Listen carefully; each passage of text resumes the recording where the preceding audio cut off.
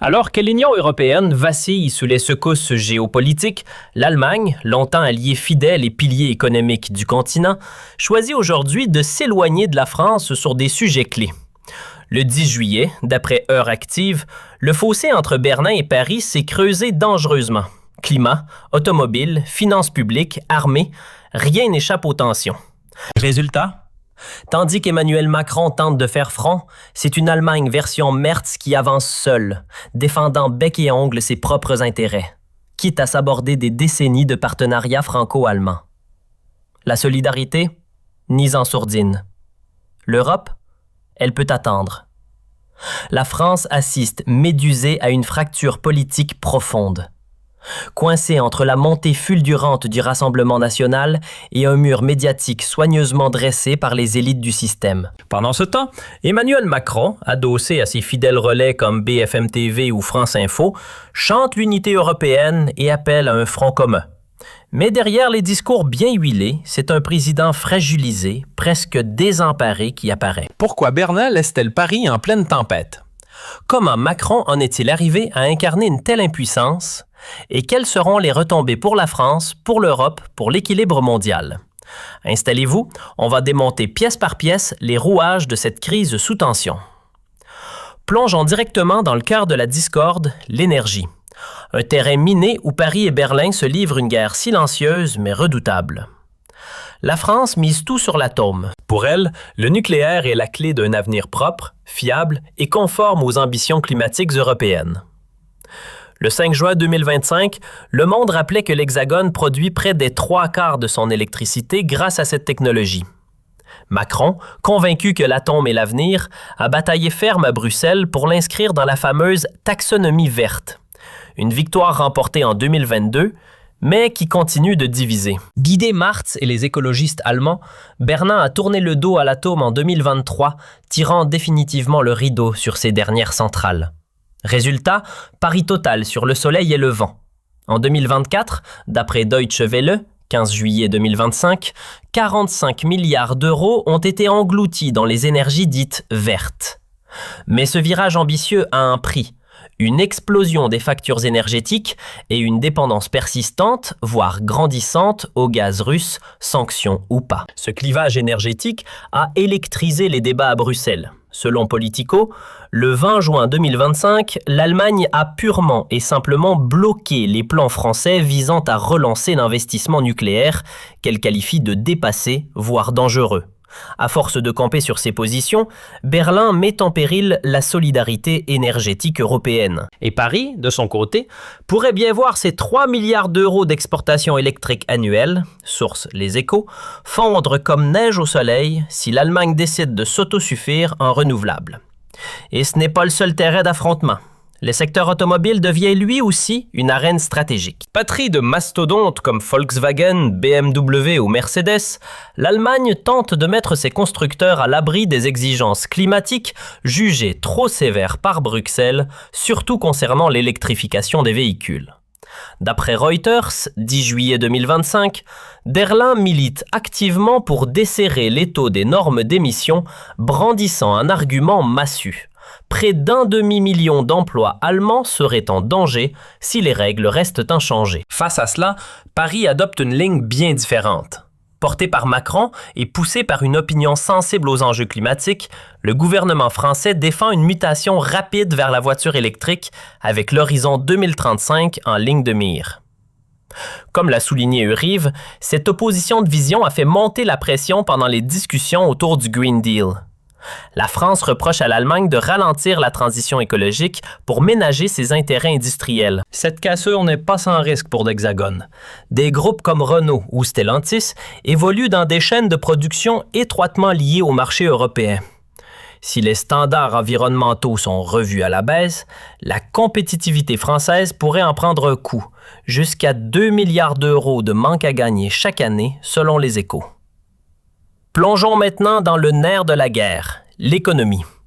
Et là encore, l'écart se creuse entre Paris et Berlin. L'Allemagne, fidèle à son culte de la rigueur budgétaire, tape du poing sur la table.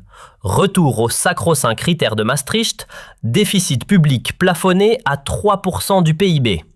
D'après Bloomberg, juillet, Merz ne veut rien savoir. Hors de question de faire des exceptions. Pendant ce temps, la France, empêtrée dans un déficit de 5,5% en 2024, source INC, implore un peu de souplesse pour pouvoir financer ses projets phares, le nucléaire et la transition verte. Mais les choses risquent de se compliquer. Selon le Figaro, 15 juillet 2025, cette ligne de fracture pourrait carrément paralyser les négociations sur le budget européen 2027 à 2034. Or, Paris compte bien décrocher 15 milliards d'euros nets par an, une ambition qui pourrait s'évaporer si Berlin impose sa rigueur. D'après les Échos, cela pourrait coûter jusqu'à 10 milliards d'euros par an à la France, dans un contexte déjà plombé par une inflation à 5,2% et un chômage qui stagne à 7,5%. Autre pomme de discorde, le plan de relance post-Covid. Politico, juillet, rapporte que l'Allemagne, qui a déjà commencé à rembourser sa part, refuse de prolonger ce mécanisme, contrairement à la France qui en a cruellement besoin. Résultat, 5 milliards d'euros potentiellement perdus chaque année pour Paris et des secteurs clés comme l'agriculture ou l'industrie laissés sur le carreau. L'économie vacille, et avec elle l'image d'un Macron de plus en plus seul sur l'échiquier européen, incapable de ramener Berlin dans son camp. Mais la fracture ne s'arrête pas aux chiffres. Sur le terrain géopolitique aussi, l'alerte est rouge. Les grands projets de défense franco-allemands, comme le char du futur MGC-S ou le chasseur de 6e génération SCAF, patinent sérieusement. D'après Defense News, 10 juin 2025, les désaccords sur le partage des technologies freinent tout. Et pire, l'Allemagne lorgne désormais vers Washington pour de nouveaux partenariats. Un affront direct pour Paris qui verrait ses fleurons comme Dassault ou Thales perdre jusqu'à 4 milliards d'euros de contrats selon les Échos. Et ce n'est pas fini. Même sur la Chine, l'axe Paris-Berlin se désintègre. Alors que la France veut taper du poing sur la table, l'Allemagne, étroitement liée à Pékin avec 200 milliards d'euros d'échanges en 2024, Reuters, bloque toute sanction. Euractiv confirme. Cette rupture diplomatique fragilise l'Europe entière face à l'ogre chinois, tout en plongeant encore un peu plus Macron dans l'isolement. À l'Élysée, on tente de minimiser en parlant de simples désaccords. France Info, 20 juillet 2025. Une lecture naïve et surtout une faute stratégique majeure qui ne fait qu'aggraver l'incendie. En Europe, Macron se pare des habits du progressiste ouvert. À domicile, le décor change. Verticalité du pouvoir, voix discordantes mises à l'écart. Deux visages, un même président. Sur X, le compte Europe First, 22 juillet 2025, n'y va pas par quatre chemins. Pour eux, l'effritement du tandem franco-allemand porte sa signature. Hasard? Pas vraiment. Plutôt le signal d'un ras-le-bol populaire qui commence à gronder. Alors, au fond, qui se cache derrière l'image lisse? Sous le vernis du dirigeant moderne, son passage chez Rothschild, rappelé par Le Monde, alimente les soupçons d'arrivisme. L'épisode chaotique de la réforme des retraites a laissé une impression durable. Décision opaque, dialogue escamoté. Ajoutez à cela une gestion contestée de la crise énergétique, une flambée des prix mal contenus et une ligne floue sur l'Ukraine, le portrait d'un chef d'État sûr de lui, mais en perte de contrôle. Sa base politique se fissure, la sécurité devient un sujet brûlant, et ses choix diplomatiques pourraient entraîner la France dans une spirale dangereuse. Pendant ce temps, le pays donne des signes d'essoufflement. Jordan Bardella l'affirme. Selon lui, la nation s'abîme sous la présidence actuelle.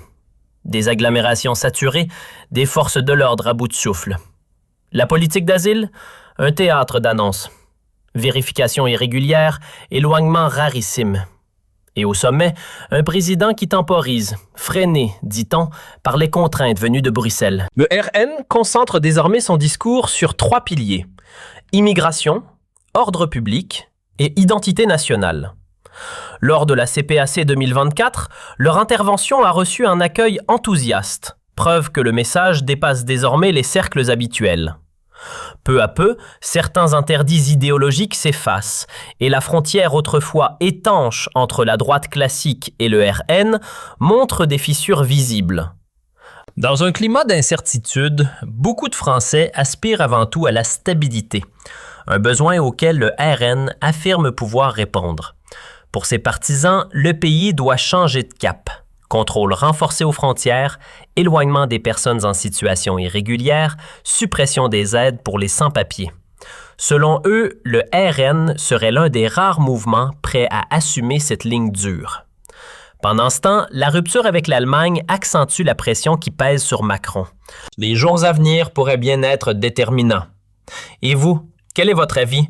Dites-le en commentaire, échangez vos idées et abonnez-vous. Ici, on analyse l'actualité sans filtre.